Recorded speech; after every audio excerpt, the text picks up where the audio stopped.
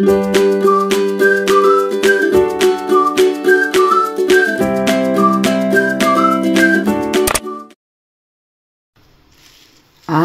tanong.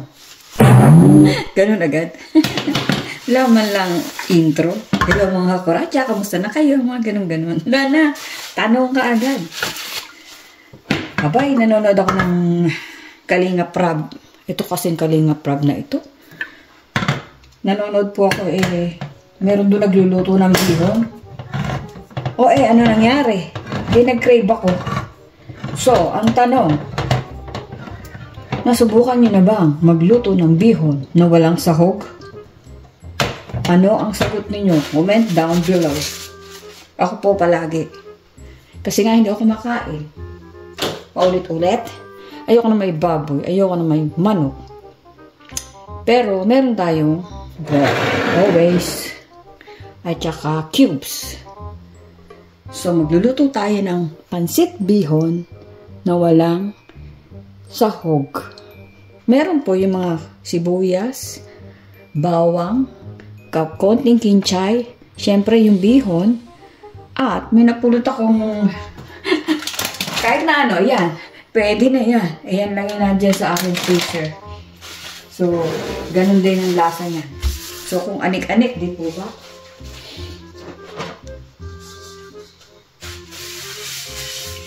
Sa isa-isang lekawa, sabi mo na kayo dyan. Pansahog natin. Kamusta po mga minamahal kong mga kakuratsa? Sana po okay lang kayo. Katulad ko, okay naman ako. So, kaya nga po ako biglang napaluto na wala naman akong kabalak-balak ay dahil nakapanood ako ng nagluluto ng bihon at kumakain. So, naisipan ko makapagluto nga. So, yun ang tinatawag na nahahawa ka sa pinanonood mo. Nagkikrave ka. So, ganito lang po kasimple pag magluluto ka. Naalala ko pa ng mga panahon na nagluluto ako ng bihon na may kamatis. First time ko nagluluto. May bihon ba? Gisadong bihon na may kamatis. Yun ang hindi talaga may kamatis. So, watch and learn mga kakuratsa. Salamat po sa mga nanood ng mga previous na videos ko. Nagtatry po akong mag-content kahit kung ano-ano lang para po malibang at sana nalilibang din kayo. Salamat po sa mga nagsusuporta sa akin. Mga simpleng pang-araw-araw na bagay-bagay. Nakikita ko iba nagmi-million views, nagpapakita ng singit. Bala ko rin po sana magpakita ng singit pero joke lang po. Kung kailan tumanda, saan papakita ng singit? Siyempre, I'm a joker. I'm a joker. Lagyan natin ng olive oil. Sosyal. Sabi ni Doc. Ganyan lang po. Malini, shout out. When are you coming back? Hindi po tayo nabibigyan ng maraming schedule ngayon. Kaya most of the time, nasa bahay lang ako nagbablog. Buksan natin yung ilaw, madilim. Tada! May liwanag ang buhay. Nakalimutan ko mag-ilaw. Isa lang binuksan ko. So, watch and learn. Shout out po sa mga lagi nakasuporta sa mga vlog ko. Salamat sa inyo. God bless. Sana maging maginhawa din ng buhay nyo katulad ko. At blessed and thankful. Masaya na malungkot. Pero mas nakakalaman yung masaya. Pero nakakaramdam minsan ng lungkot. At emote. So, hindi mo na ako magdadaldal kasi para makapagluto. Ito lang pong sahog natin.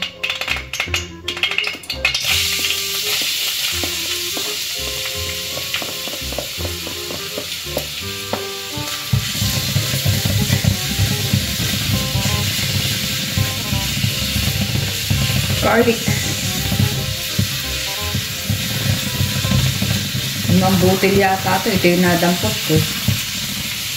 And then, sibuyas agad siya.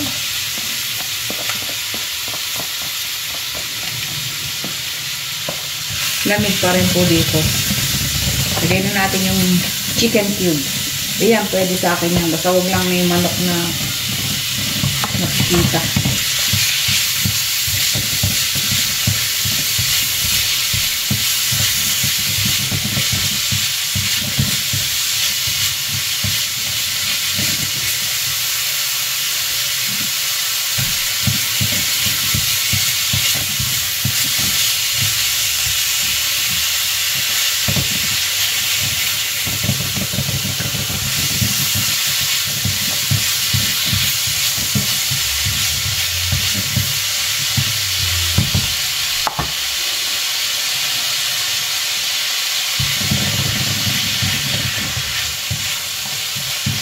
Sa ate ko, enjoy kayo dyan sa Palawan.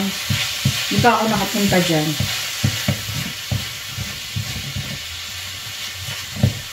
Shout out Annalyn Mon and yung magulang nila, kasama nila, tsaka si ate, at tsaka yung si kuya.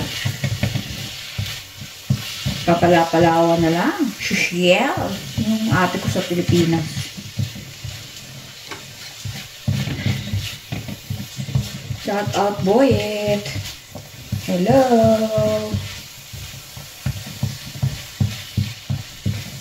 Ayan. Kanina. Mas na natin para mabilis. So, ito nakita ko. Mixed vegetable. Pwede na yan. Kahit ano. May mais-mais pa. Sa Malaysia, may itlog eh. May itlog yung pancit.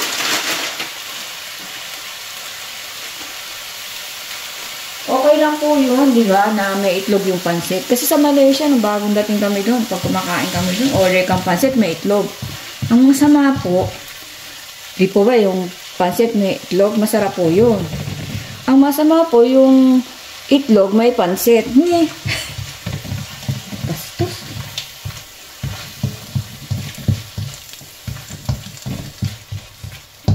Pinagsasasabi mo ka. Okay. So, kung ano yung nakita ko doon, siyempre ito ang isa sa magpapa-flavor kahit wala po tayong sahog. Kung si Don P, puro sahog ang kinakain. Ako naman po, walang sahog. Oyster sauce.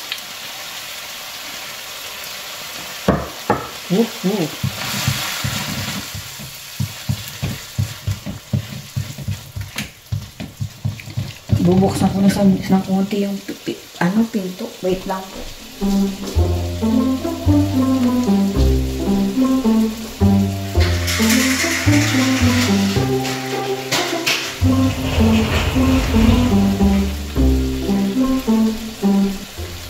Kahit malamig, binuksan ko siya. Kasi pag di ko siya binuksan, maiipon yung amoy dito.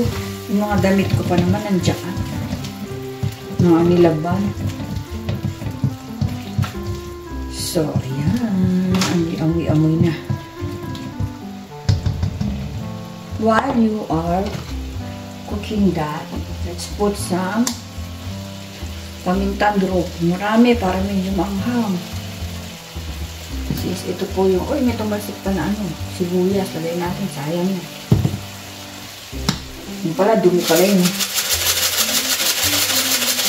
Chop onion. Magdag lang ng flavor.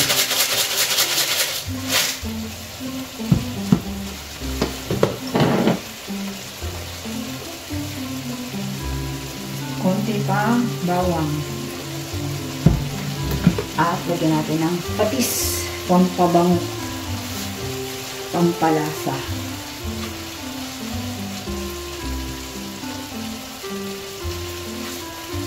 Ngayon na natin dadagdagan pag kulang.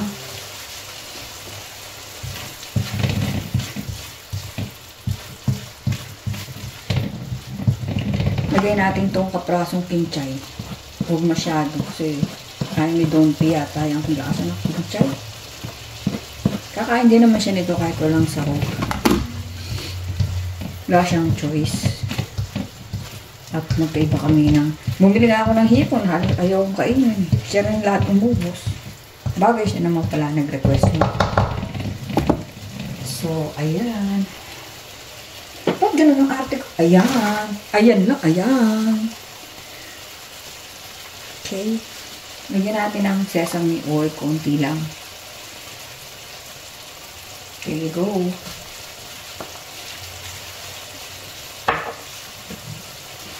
Mabango na po yan pa lang.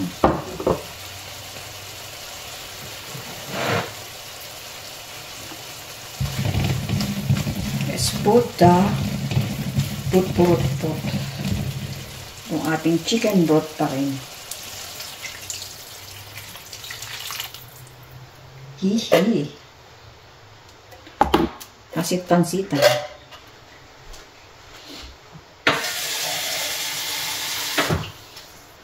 Nagdagak pa ng konting tubig.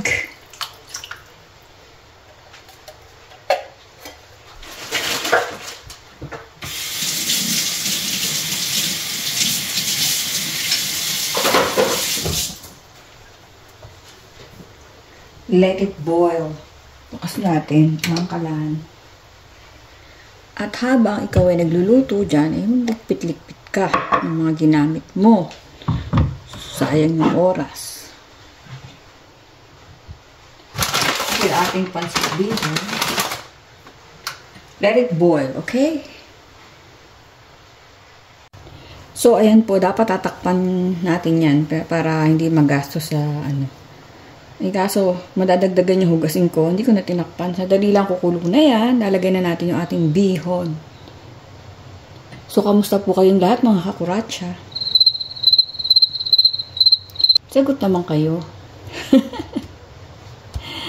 Salamat po sa mga nagko-comment dyan. Sumasali sa aking premiere. Sa mga walang sawang nanonood. Kahit kung ano-ano lang binablog ko. Nakatatak kayo sa aking puso't isipan. Tarara! Background. Totoo yan. Yung mga laging, alam ko po lahat yan, naka-ano sa akin yan. Naka-register sa aking UTAC. Most of them are my loved ones, immediate families, and everybody. Co-workers and friends. So, ito po ang nadudulot ng palagi kang nasa bahay. Thank you, Don P. At tinabasa niya ng konti ang aking, ang aking couturier. Hairdresser.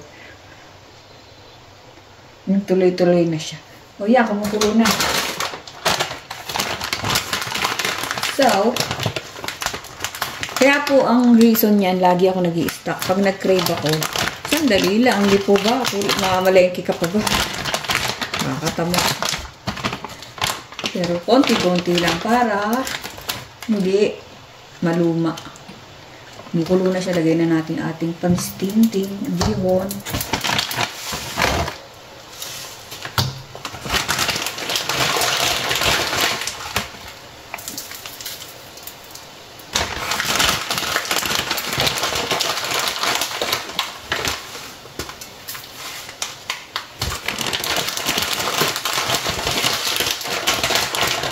Sabi ni Don P doon sa video ko, nagsusukat ako sa patos.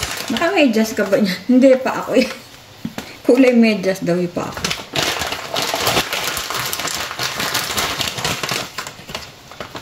Sa sobrang putla. Sa sobrang puti o putla. Sama-sama naman. Okay, yan na siya.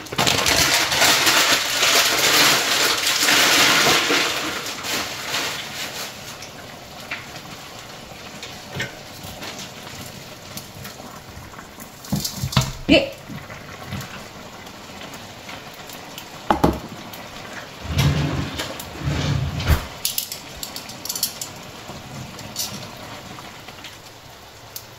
Hindi ko na binabad yung pansit para diretso na agad. Usually binababad ko siya sa tubig para madali siya. Eh, madami naman yung sabaw ko. Gusto ko yung masabaw ng konti. Konti lang. Hindi ko na rin pinaghiwa-hiwalay. Tama ba yung ginawa ko?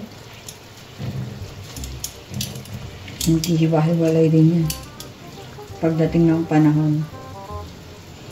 Yeah.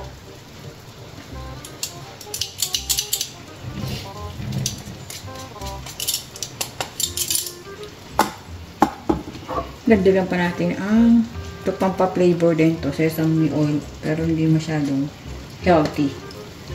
Okay, that's enough. Ang bango po mga kuratsa. Amoy pansit, di ba? Ayan yung mga mix, may mais-mais pa. Sabi sa inyo kung ano yung makuha ko dyan sa rep eh. Pero yan naman po yung kinakain ko. Binala ko nga lagyan ng hipon kasi madami pa akong hipon dyan.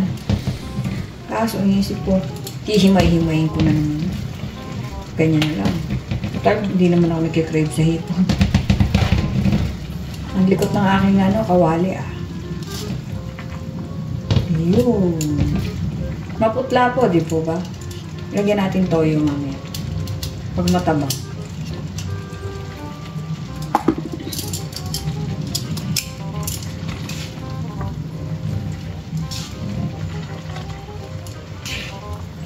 Pero mabango po siya.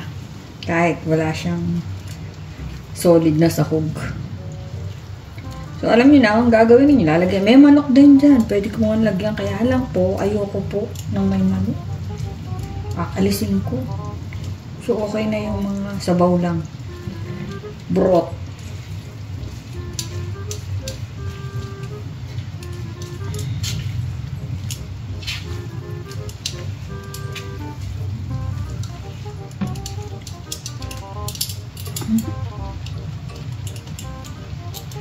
Titikman natin kung maalat.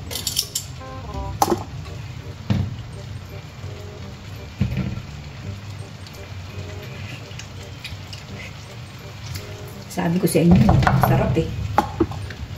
Ito na lang ilalagay ko sa toyo para mas madagdagan ng flavor. Mamasita. Baka naman.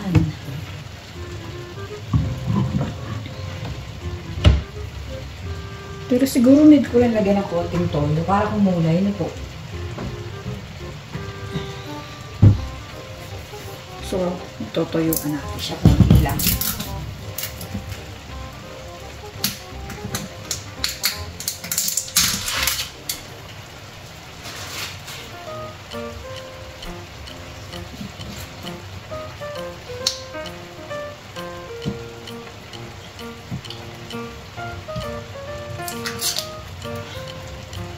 Nasaw-saw pa ang aking direct.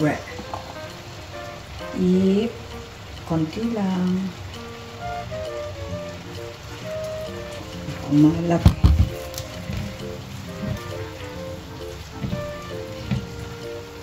Di po ba mukha siyang pansit?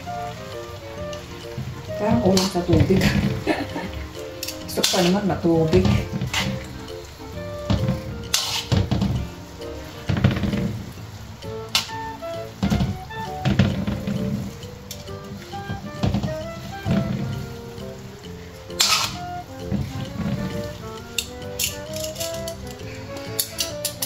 Dadagdag ako ng konting tubig. Ay, hindi pa ito yung pansit eh.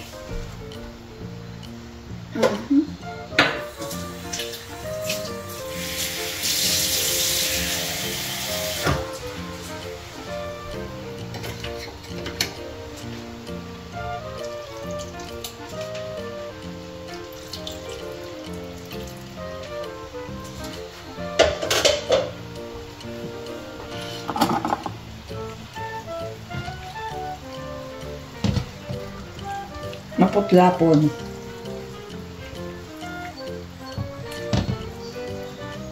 Pero ang bango. So, ganyan lang po. Kung nakikrave kayo at wala kayong kung anik-anik, or kahit meron, kung ayaw ninyo ng pansaw katulad ko, lalasa na rin po yan.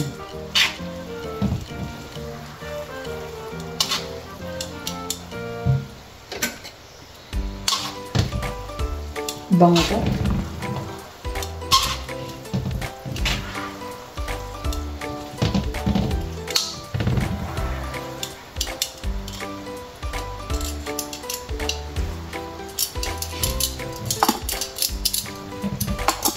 Natakaw sa tubig itong pansit nito ah. Sinipsip na lahat ulit. Yun.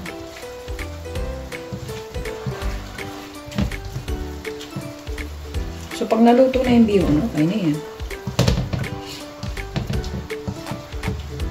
Hindi ko kasi masyadong tansyado pag ganito eh. Kasi dati binababad-babad ko pa.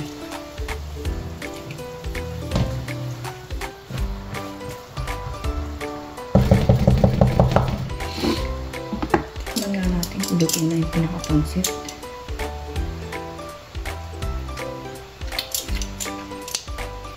Ang sarap ng mga kuratsa. Perfect. Konti pa.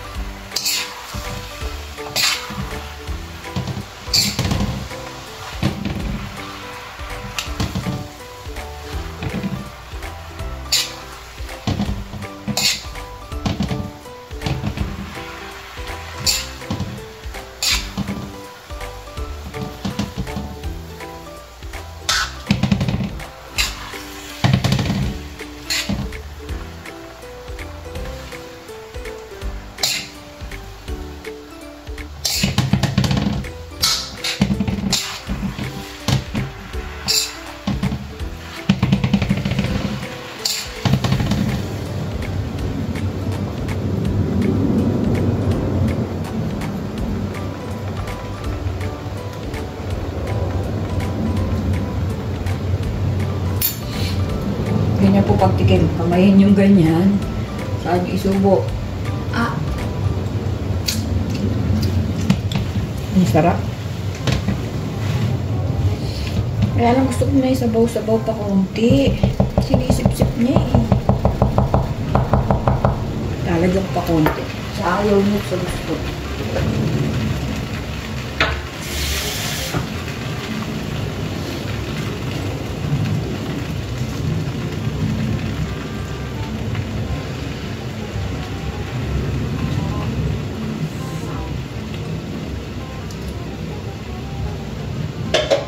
Bigyan natin ito para mahilig sa maanghang si Don P.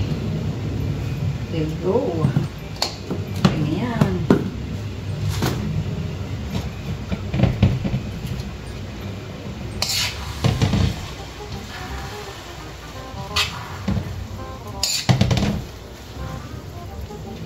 Maputla ito ba? Okay na yan. Basta yung lasa niya masarap. Ayaw kasi ng maalat eh. Nalagyan pa naman natin ng toyo. Ayun o.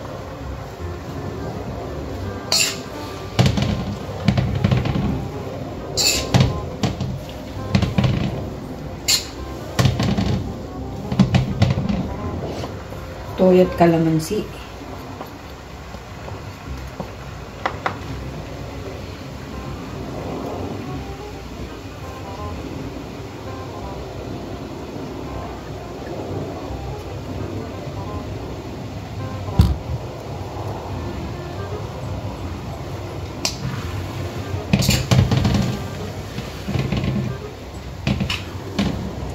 So, masarap ito pagka bagong luto.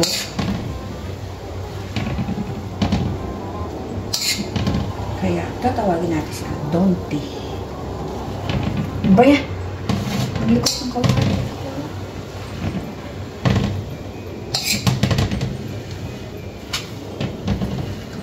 Kawakan nyo nga. Ayaw kong gamitin to eh. Masyado siyang light. Mga galaw.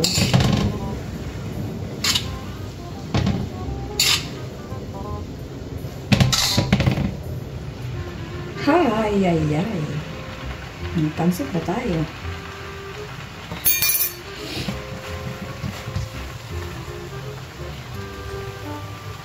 Mamaya busog na ako.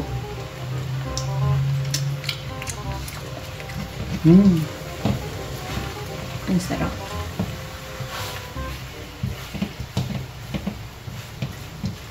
Pwede na yan.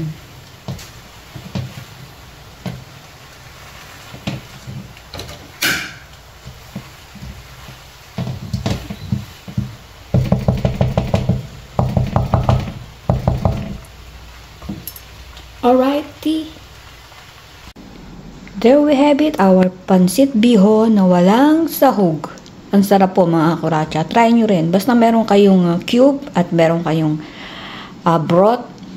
Ganun din po ang lasa. Lasang lasa po siya. Tapos oyster sauce or toyo. Let's eat po. Thank you for watching. Like and subscribe. Ayan po. Sa mga hindi kumakain ng mga karne-karne, ganyan lang po ang gawin ninyo. Like me.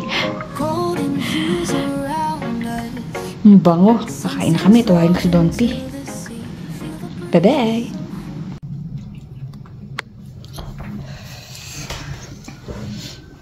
Anong lasa? Sabi ko na, masarap. Sabi ko sa inyo, mga kurache. Kasi nanood nga ako, nag-crave ako. Oh, sige. Sandali, luto. Masarap to ng mainit. Kain na po mga kuracha. Ganyan kayo magluto pagka halimbawa nagkikrave kayo.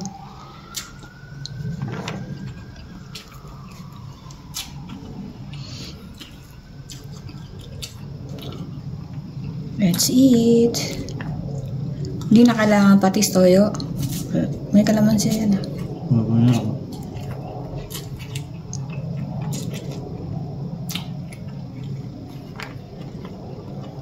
Tinitikma ko nga kanina eh. Sarap eh. Pinuray ko yung sarili ko.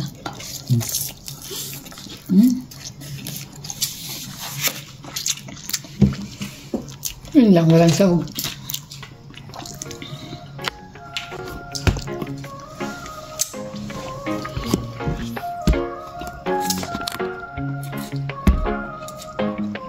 Golden hues around us, sun sinks low into the sea.